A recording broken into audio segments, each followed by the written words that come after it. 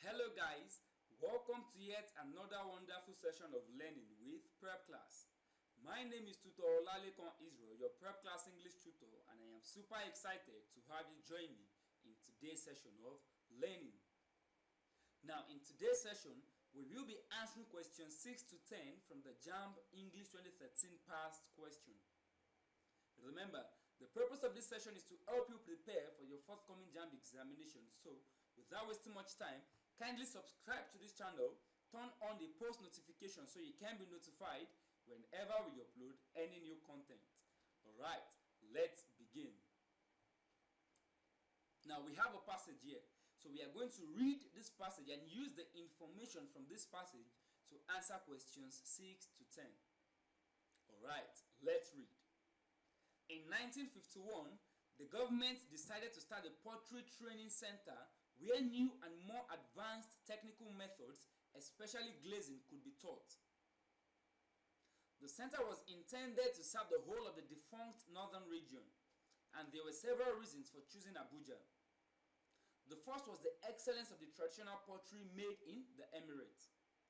Secondly, firewood is plentiful, and this is the most important consideration because in the making of glazed pottery, more firewood than clay is required. Thirdly, there are good clays and good local resources for the raw materials needed for the glaze. Fourthly, water, which is another important raw material, is plentiful. Finally, Abuja is in a central position for the whole region and is a town where learners from many different parts can find a congenial temporary home and where the Emir and his council are actively interested in the project.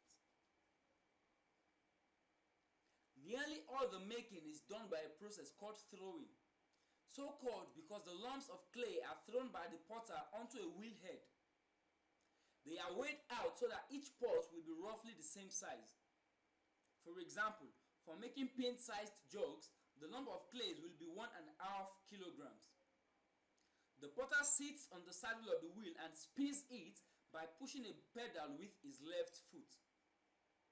He has a bowl of water, a loofah, a bamboo knife, a pointed stick or porcupine quill, a wooden smoothing tool which potters call a rib, and a piece of wire-like object that is used for wedging. He makes the wheel head slightly damp and throws the lumps into the middle. The first work is to force the lump to the center, then he presses his thumb into the middle of the lump using water to keep it slippery. When the bottom is of right thickness, he begins to draw up the walls until they are of the right height. Then he shapes the belly and shoulder of the pot. He trims off any waste clay. In this way, a small and medium-sized pot can be made quickly and accurately. So this passage talks about the establishment of a pottery making center in Abuja and also what's the process of making pots, of making clay pots. This passage was adapted from Robert, JME and Smith, LEM 1978, Testing English Language, AUP. So we are going to use the information from this passage to answer questions 6 to 10. Alright, let's begin. Question 6. Which of the following was a reason for choosing Abuja as pottery center? Which of the following was a reason for choosing Abuja as pottery center? A. It was the only place for pot makers. B. Its proximity to raw materials. C. It was the only place for glazed projects. D. Its medium-sized pot project.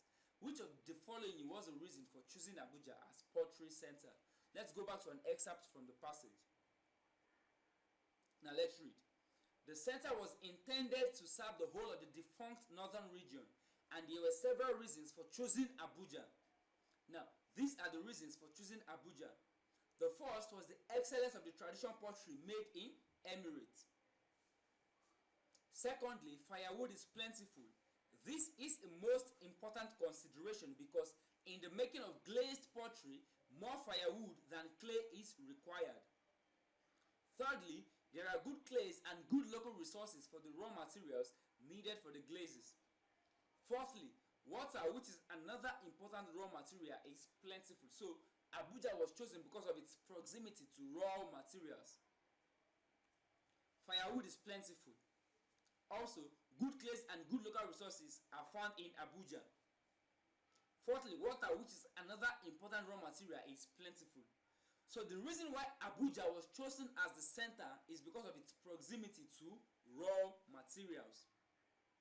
Alright, moving on, question 7. Which of the following is true according to the passage? A. Pots can be made quickly and correctly. B. A pot thrown on a wheel is less likely to break. C. The potter does not have to work hard if he uses the wheel.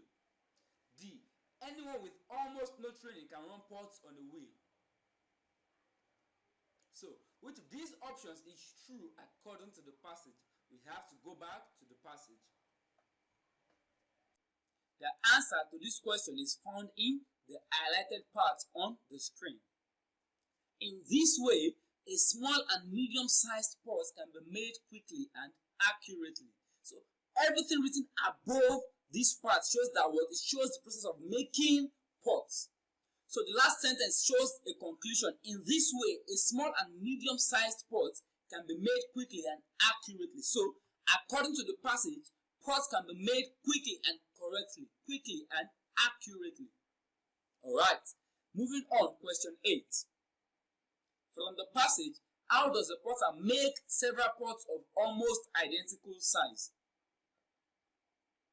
From the passage, how does a potter make several pots of almost identical size? A. By weighing the lumps of clay. B. By having the right tools. C. By knowing what to do from experience. D. By having the knowledge of different pots. Alright, which of these options is the answer to this question? Now, let's read the highlighted parts. Nearly all the making is done by a process called throwing, that is, the process of making the pots. Nearly all the making is done by a process called throwing, so called because the lumps of clay are thrown by the potter onto a wheel head. They are weighed out so that each pot will be roughly the same size. They are weighed out so that each pot will be roughly the same size. For example, for making pin-sized jugs, the lumps of clay will be 1.5 kilograms.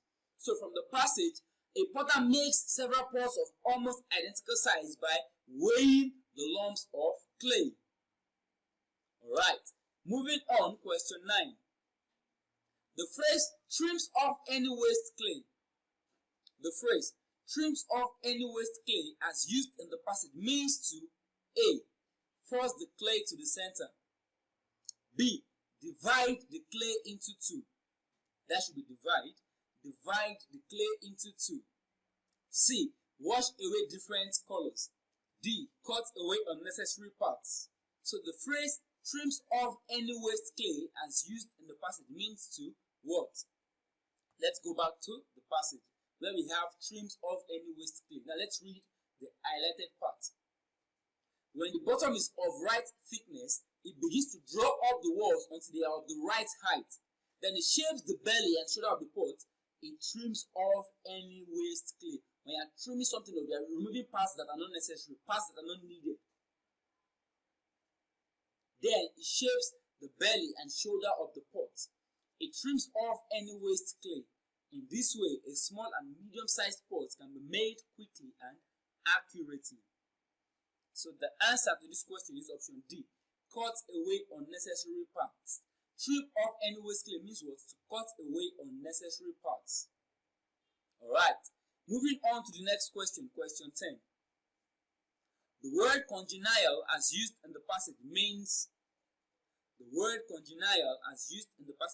A. Precise. B. Similar. C. Nice. D. Congested. What does the word congenial mean as used in this passage? Now let's read the part where we have congenial. Finally, Abuja is in a central position for the whole region, and it is a town where learners from many different parts can find a congenial temporary home. Abuja is in a central position for the whole region and is a town where learners from many different parts can find a congenial temporary home, and where the emir and his council are actively interested in the project. Now, the word congenial means pleasing or liked. Pleasing or liked on account of having qualities or interests that are similar to one's own. So when you say something is congenial, you like it or it is pleasing because it has similar qualities or interests to something that belongs to you. So in this context, a congenial temporary home is a house or home that has similar qualities to one's original home. The things you need in your home can be found there. So the answer to this question is option C. The word congenial as used in the passage means nice. Let's go back to the excerpt in the passage. Finally, Abuja is in a central position for the whole region and is a town where learners from many different parts can find a congenial temporary home. A nice temporary home. Nice means what?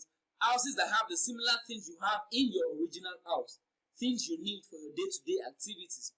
Because Abuja is the capital. So the houses there should be of standard or right standard. So the answer to this question is option C, nice. The word congenial as used in the passage means nice. And with that, we've come to the end of this wonderful session. Please do not forget to subscribe to this channel. If you enjoyed this video, click on the like button. Do not forget to drop your questions in the comment section. Also share this content with your friends and loved ones. You can as well check us out on WhatsApp. Check for the link to our WhatsApp group in the description of this video. Thank you for your time. Enjoy the rest of your day.